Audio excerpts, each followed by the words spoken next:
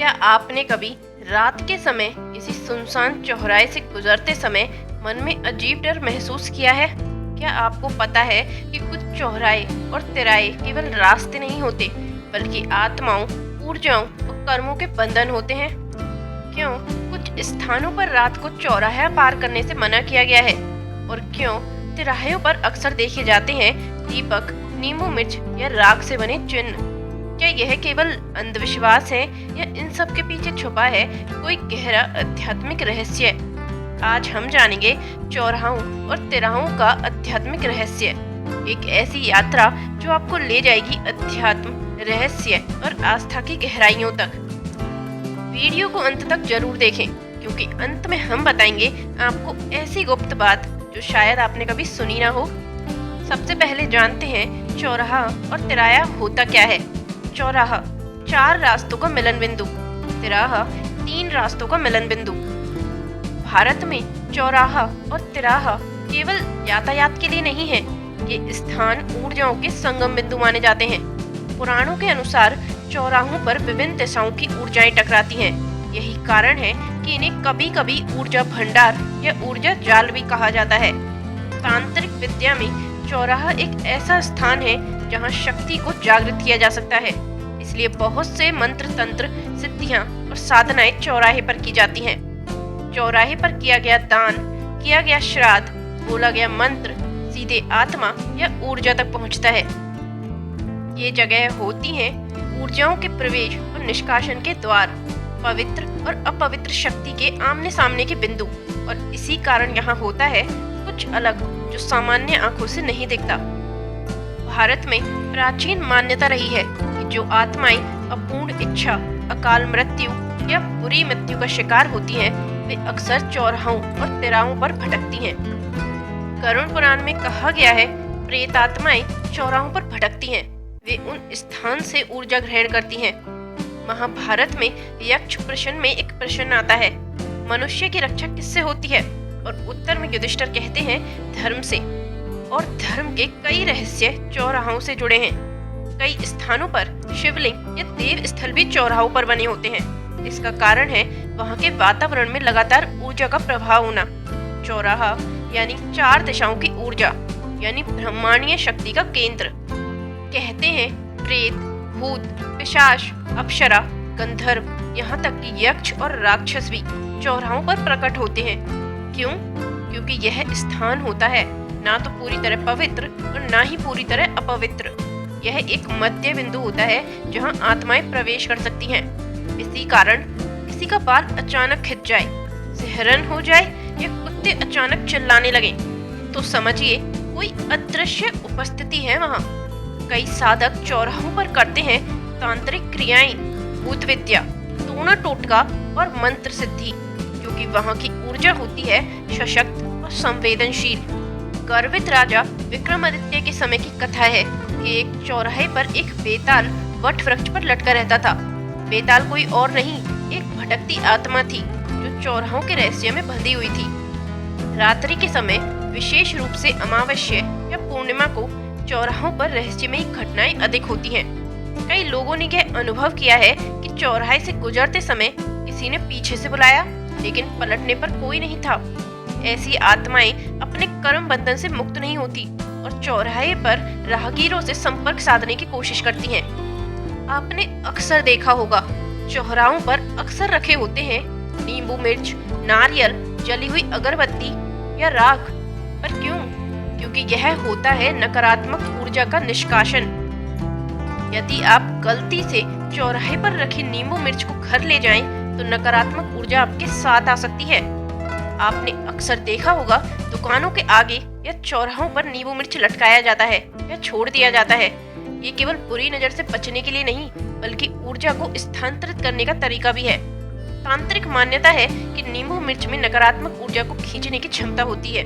जब कोई तांत्रिक प्रयोग होता है तो नींबू मिर्च को चौराहे पर छोड़कर ऊर्जा को वहां स्थिर कर दिया जाता है। जब कोई व्यक्ति नजर दोष, शनि दोष या ऊपरी बाधा से पीड़ित होता है, तो उसका असर मिटाने के लिए ये वस्तुएं चौराहे पर छोड़ दी जाती हैं। पर सवाल ये है कि वहीं पर क्यों? क्योंकि चौराहा ऊर्जा को सोखता है, जैसे कोई स्पंज।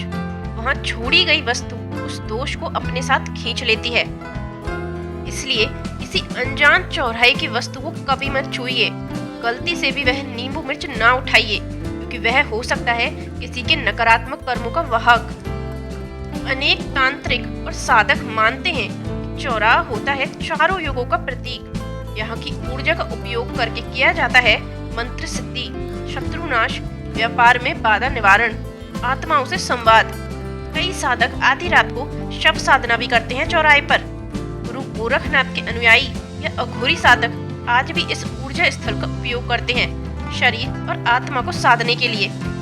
अब अगर बात करें तिराहा की, जहाँ 3 रास्ते मिलते हैं, उसे त्रिवेणी का प्रतीक भी माना गया है। जैसे गंगा, यमुना और सरस्वती। तिराहा त्रिदेव का प्रतीक, ब्रह्मा यानी सृष्टि, विष्णु यानी पालन और शिव यानी संहार। तिराहे पर ऊर्जा 3 दिशाओं से आती है और एक दिशा को जाती है, इसलिए यह निर्णय बिंदु होता है। और इसलिए ही कई राजा अपनी युद्ध की दिशा तय करते थे तिराहे पर खड़े होकर। यहाँ प्रार्थना या संकल्प करने से तीनों लोगों की शक्ति का आशीर्वाद प्राप्त होता है, परंतु यह शक्ति तटस्थ होती है।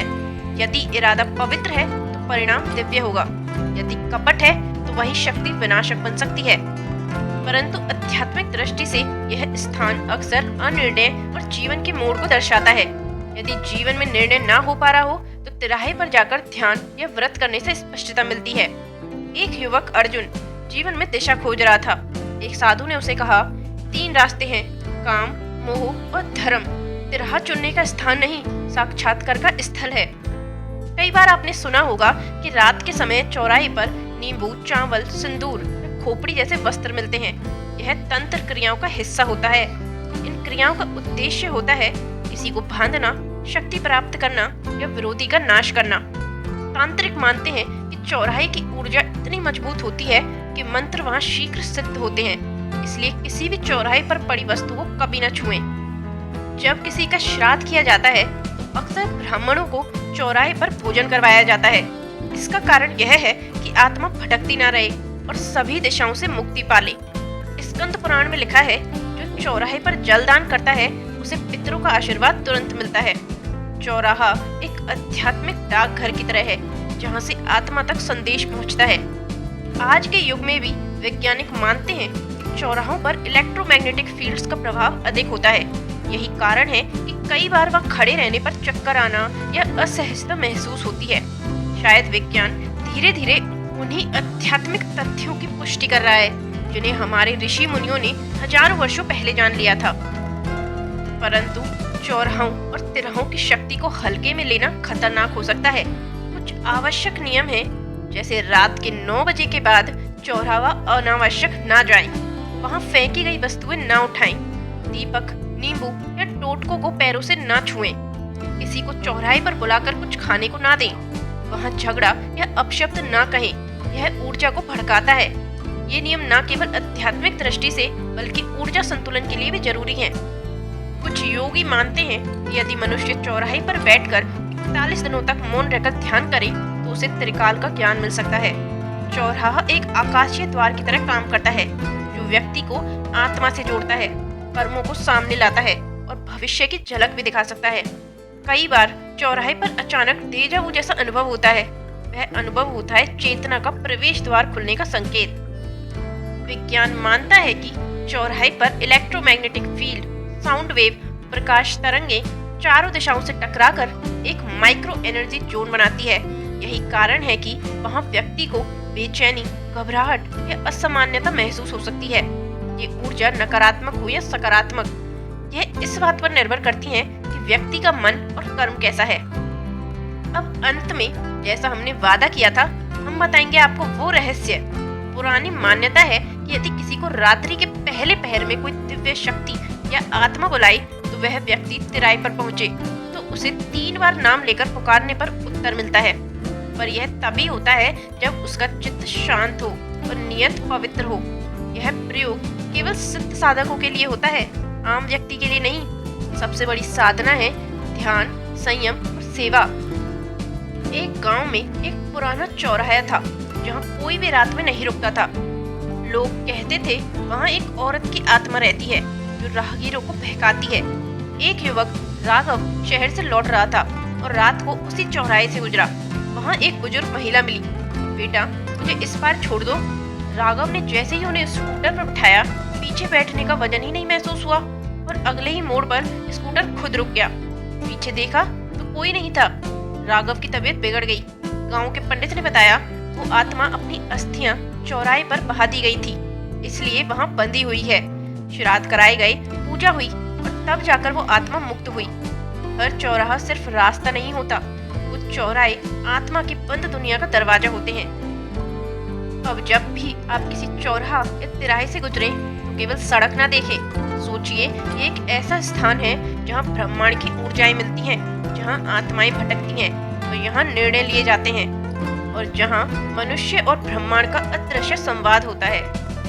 तो मित्रों, चौराहे और तिराहे केवल रास्तों का मिलन नहीं, बल्कि यह है ऊर्जा, आत्मा और ब्रह्मांडीय चेतना के संगम स्थल।